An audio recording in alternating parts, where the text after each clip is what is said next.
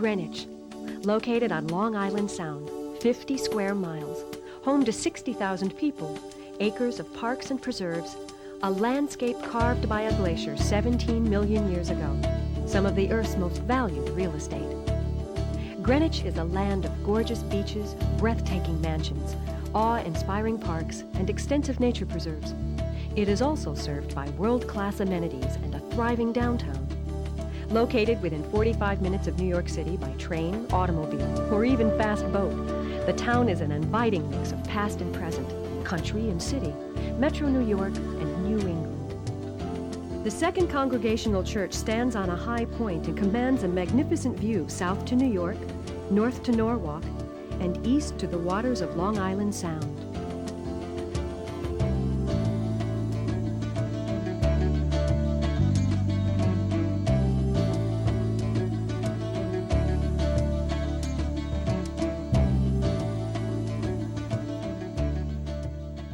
When George Washington passed here in 1789, he wrote in his diary, "The superb landscape which can be seen from the meeting house is a rich regalia." Hello, I'm Kathy Terrell, your guide on this tour through Greenwich. The geography of Greenwich has always been spectacular. It's the reason vacationers came and built mansions here, big mansions, making the word Greenwich synonymous with millionaire. But what makes Greenwich unique is its people. It's these people who have made Greenwich schools, museums, libraries, and cultural centers some of the best in the world. Come see why Greenwich is so special to its residents and to the people who work and vacation here. Greenwich is a special place where past meets present and the beauty of nature is never far away. That's why today Greenwich has 6 historic districts, the largest of which is Greenwich Avenue, more than 20 sites on the National Register of Historic Places, and more than 45 areas set aside as parks and nature preserves. Greenwich Point, also called Todd's Point, is the crown jewel of Greenwich Parks. Its 147 acres encompass numerous nature trails, enclosed gardens, numerous picnic areas, ponds, and a sandy beach. At the beginning of the 20th century, all this land belonged to one man, J. Kennedy Todd, a Scottish-born investment banker. It was an island at the time, and it was accessible only over sand at low tide. J. Kennedy Todd brought over an army of Italian stonemasons to build roadways and a causeway to the mainland.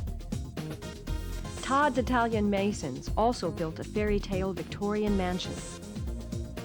It looked modest enough from the front, but it extended far to the rear and included 39 rooms, each paneled in oak or mahogany. Many of the outbuildings still stand today, including a boathouse, which is now the Old Greenwich Yacht Club, and a chimes building. Todd imported the chimes from London to play his favorite Irish and Scottish tunes.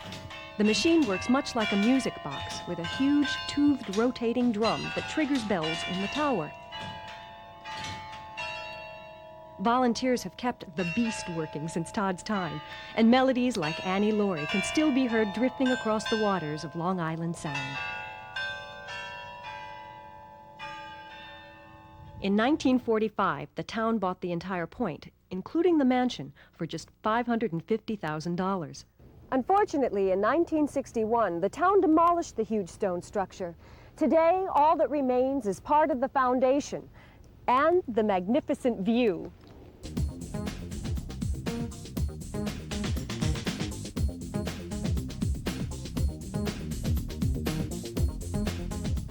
A million visitors come to the point each year to enjoy the beach, tree groves, gardens, scenic trails, and picnic areas. With so much to recommend it, the small road to the point is always busy, and you'll need to come early if you want to find parking. It was once believed that the first settlers landed here at Greenwich Point, but today most historians agree that the first landing occurred not here on these exposed shores, but rather in a nearby shaded cove, Tomac Cove. If the exact location is in doubt, the price that Captain Daniel Patrick and Robert Feek paid for the land is not. The purchase was made for 25 English coats.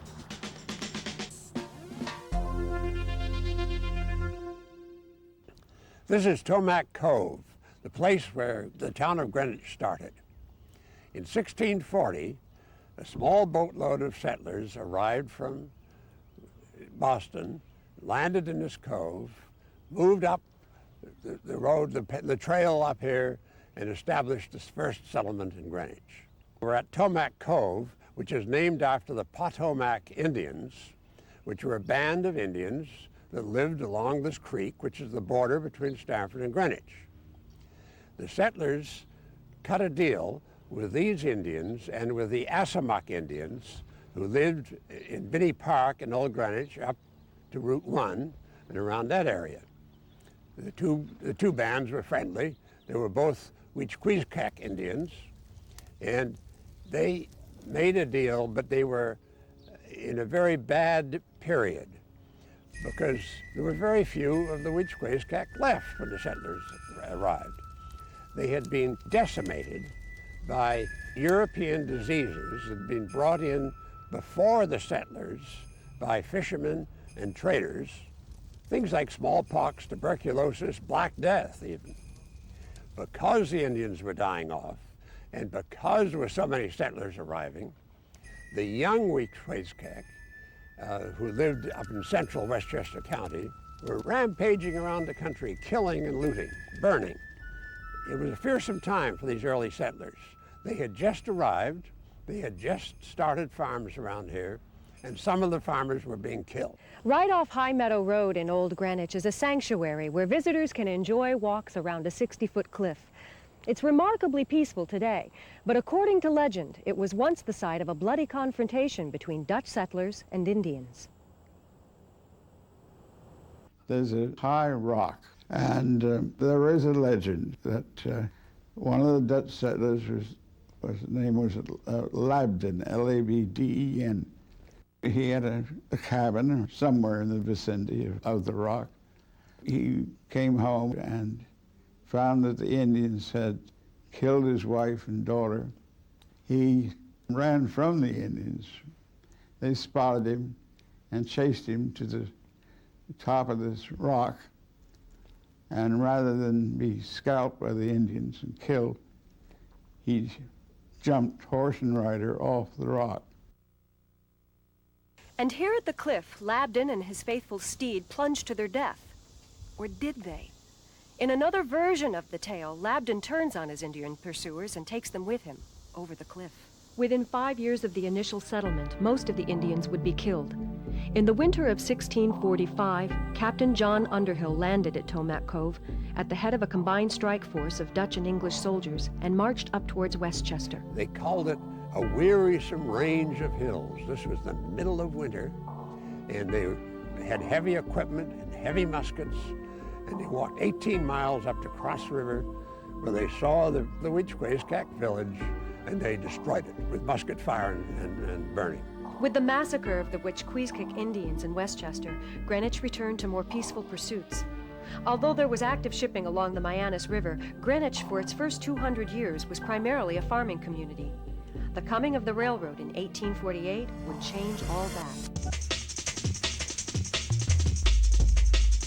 In fact, the advent of trains marked a whole new era for Greenwich, one that brought vast new numbers of vacationers and residents.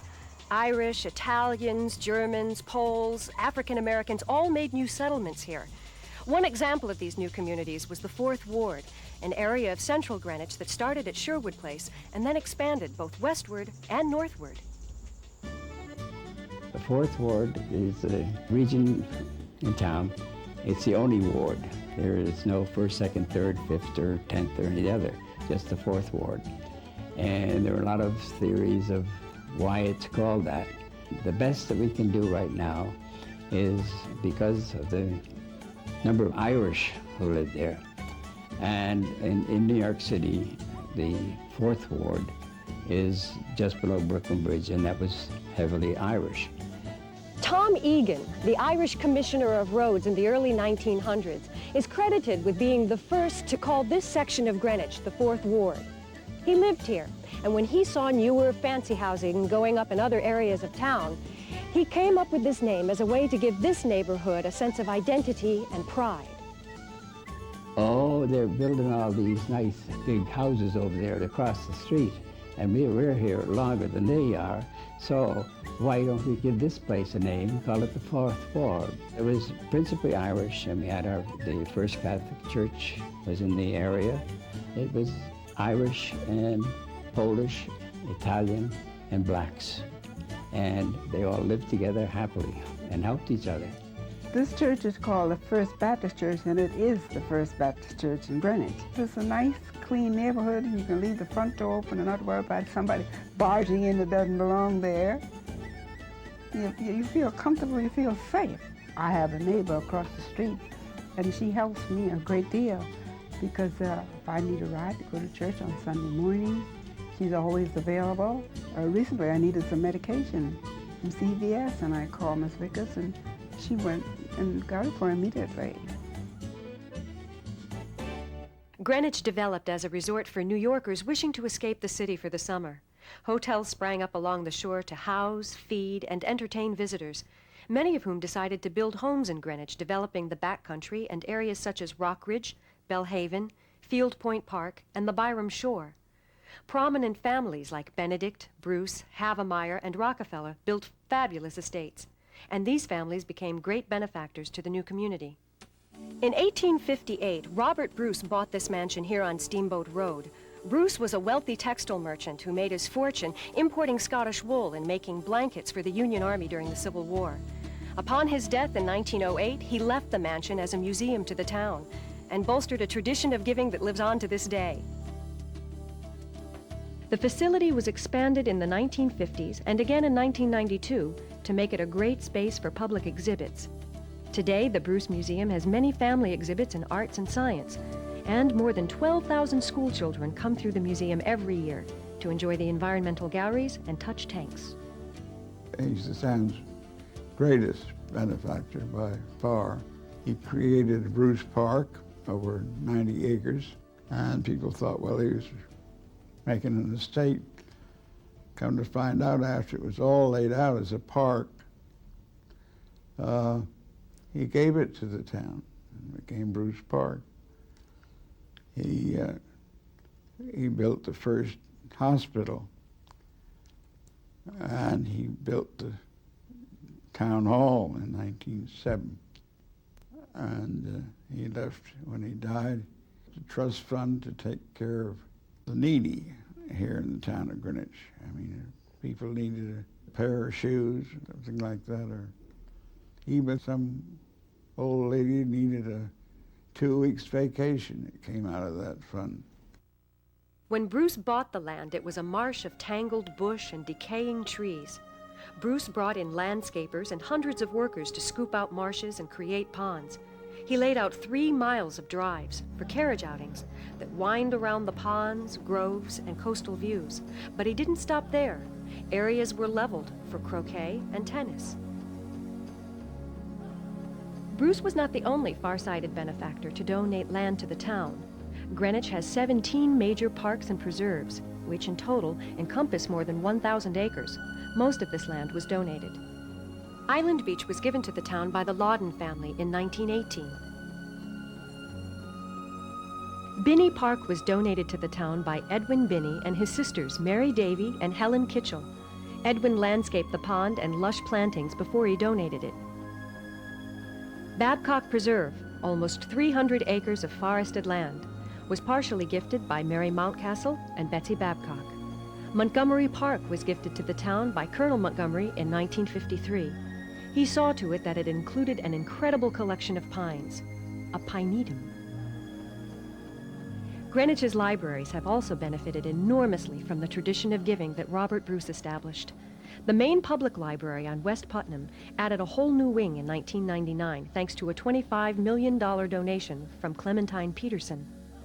When she passed away, she left the library funds to develop our business and music collections.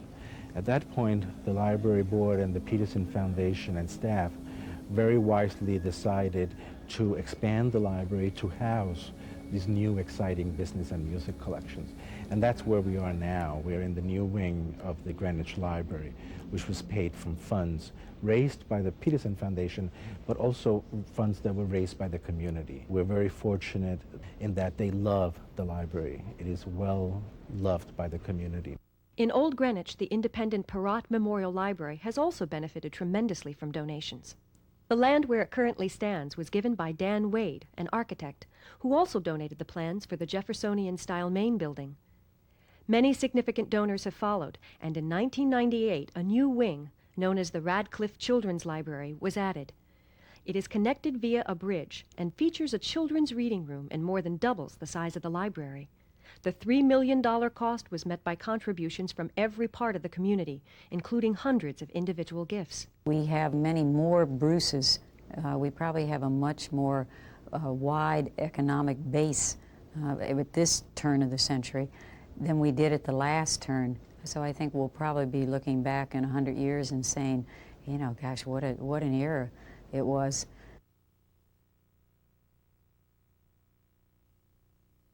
Behind me is Town Hall. This is where Greenwich residents come for building permits, title searches, and beach passes. But it's also the site of local government.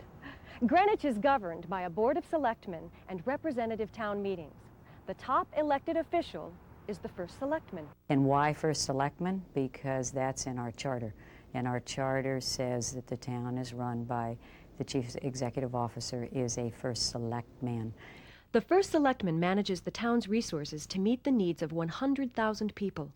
Greenwich has 60,000 residents and 40,000 people who commute in daily to work. It is a really active business community. In recent years, we have seen an incredible growth in the financial part of our business world, in that we have many hedge funds, financial advisors. In fact, they are really overtaking our traditional businesses at this point. One of the greatest things about Greenwich is its downtown areas. I'm walking up Greenwich Avenue right now, and it is simply chock-a-block with prestigious stores, wonderful restaurants, and numerous financial service businesses. By concentrating all this commerce in a bustling downtown, Greenwich is able to maintain its New England charm while continuing to grow as a business center. That's what really makes us unique, is that we have managed, in our sophistication and all the wonderful other advantages that we may have, that we have maintained that small town feeling of reaching out to help people and to make sure that people will always have a quality of life here as we were given by the people who came before us. Back in the 1930s, when Greenwich was facing bankruptcy, it put in a finance board to ensure careful fiscal management. To this day, the town operates under a pay-as-you-go system, which keeps down town debt and taxes. Financial discipline has allowed the town to fund a host of social service programs, such as public housing, and extensive recreational amenities, including 2 private islands. The town was gifted Island Beach in 1918 and acquired Great Captain Island in 1966. They are open to all town residents and their guests throughout the summer. Ferries leave frequently from the Arch Street dock. Great Captain Island is located a mile off the shore of Greenwich and is rumored to take its name from a legend that Captain Kidd buried treasure on the island. It features a lighthouse erected in 1868 and 2 long crescent-shaped beaches on its north and south sides. Island Beach is 3,500 feet east of its larger neighbor. It has 1,000 feet of fine sand beaches on its northern and eastern perimeters. Both islands have concessions, shade, and are swept by gentle breezes that make them a picturesque retreat from the heat of summer.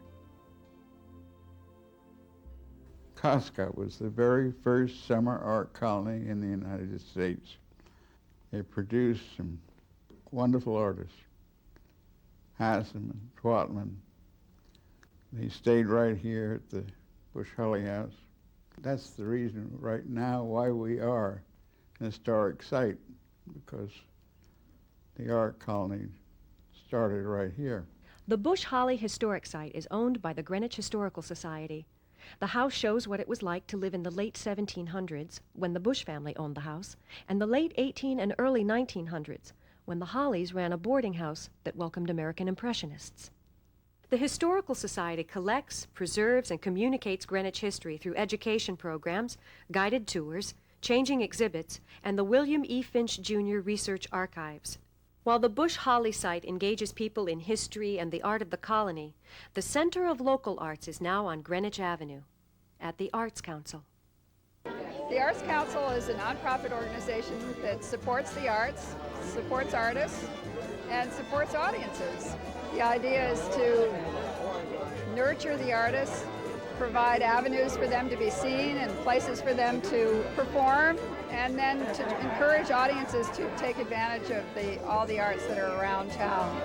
We're bringing art to the avenue, putting pieces like this crazy bike and paintings and other sculptures into the regular windows of the merchants right on Greenwich Avenue, and letting people experience it as they do their shopping.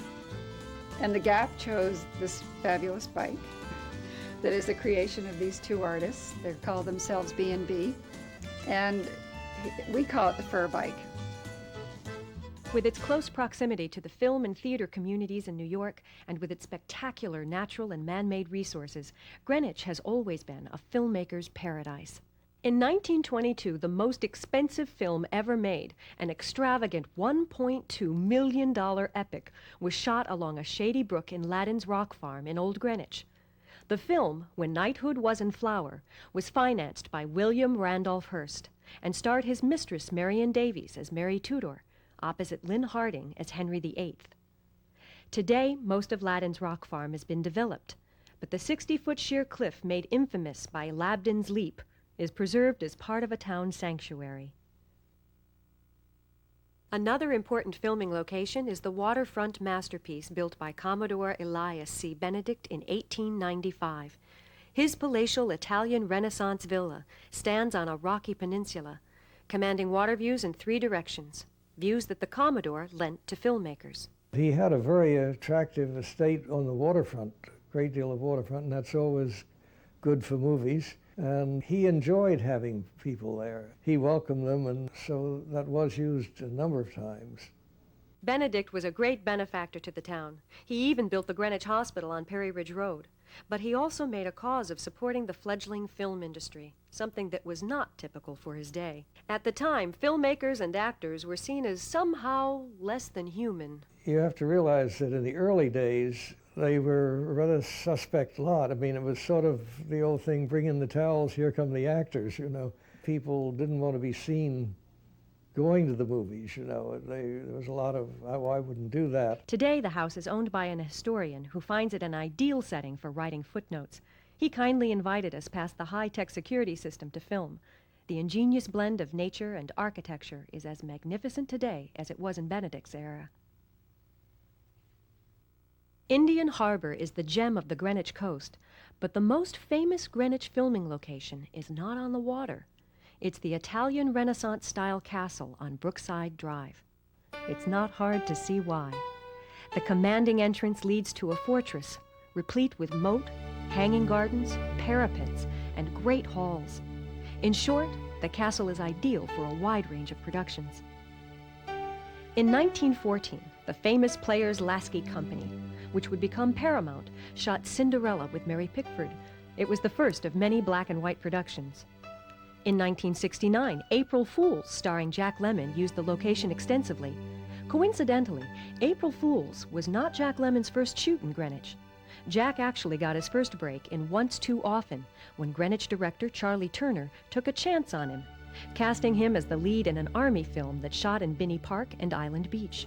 At least one person said, well, look, you know, he's never done a film, and you're not sure it's going to come out on the screen the same way as it is in person. I said, I feel very strongly about it. I said, I feel such energy, comic energy from him, and I'm sure it'll work out. And so he got the lead in this film about the hazards of going on leave from the Army. It just came out wonderfully well and was the Army's fallback film for any occasion when they had to cover something. They'd pull out the Jack Lemmon film and run it. I'm Helen Anderson. I'm the regent of the Putnam Hill chapter. We own and operate this museum, which is called Putnam Cottage. We named it Putnam Cottage in honor of General Putnam, who was here during the Revolution. He'd often be here. There was a skirmish down the road, and there's a wonderful old story. There were about 1,200 English regiments came to Greenwich under Tryon to destroy, to upset the town and capture Putnam. He was upstairs shaving and saw the reflection in the mirror of his shaving stand of the British at the top of the Meeting House Hill, where the Second Congregational Church is, down the street. Well, he rushed out of here. He'd been shaving, so he was covered with shaving cream. Rushed out of here, grabbed his horse, rode down the very steep hill over to our east. It's very steep and very rocky. The troops that ran after him were also mounted. They could not go down that.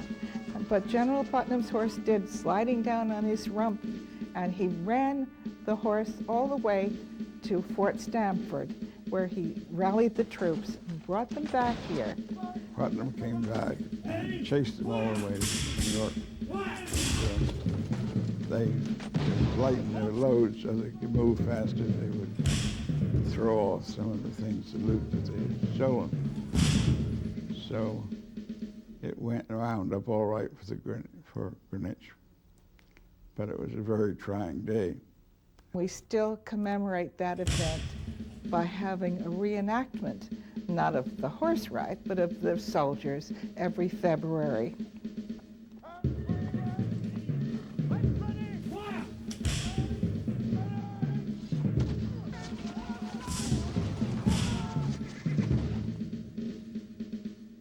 My clients come from all over the world, and that's what makes it exciting. I have people from Switzerland, people from Belgium, people from Italy, people from Manhattan, people from Iowa, people from all over the world, and they want to live in Greenwich, and many of them feel comfortable here because there is such diversity here.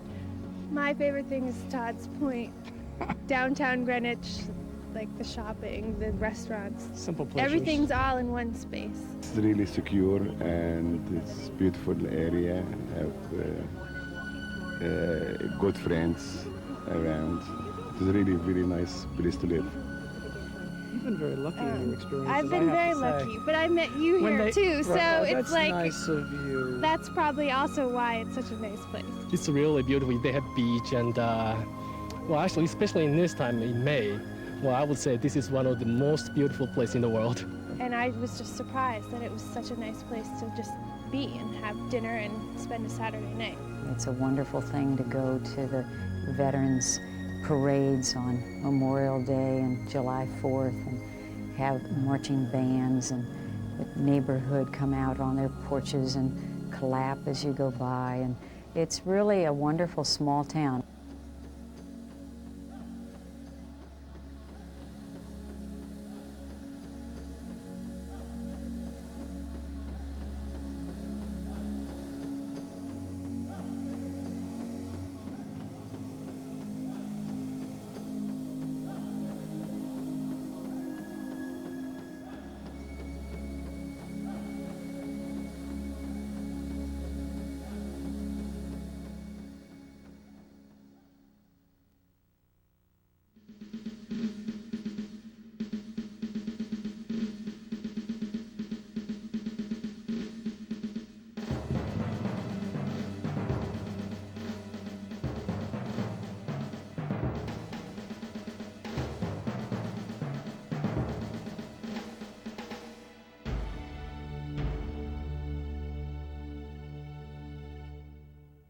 I hope you've enjoyed this program. The Town of Greenwich is an ongoing project, and we'd like to hear from you if you have stories, photographs, or scenic locations that we might include in future editions of this program. Please contact us at Macmillan Films, 917-421-8084. Thank you.